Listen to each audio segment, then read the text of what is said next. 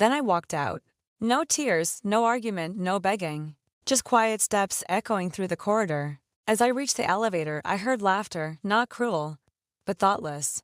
It still cut the same when I got home that night. I didn't cry. I made tea, sat by the window, and stared at the city lights reflecting off the rain. For the first time in 30 years, I didn't have a single email to answer, a single deadline to meet.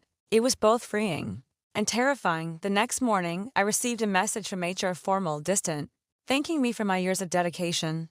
They offered a farewell dinner. I declined.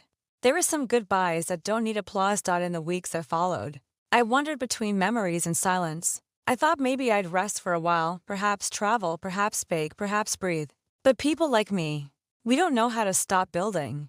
It's in our blood. So I started small, just consulting, one client, then another. Word spread. Old colleagues, now working elsewhere, reached out for advice. One even said, "Clara, we miss your kind of order." I smiled quietly and moved on. It wasn't about revenge.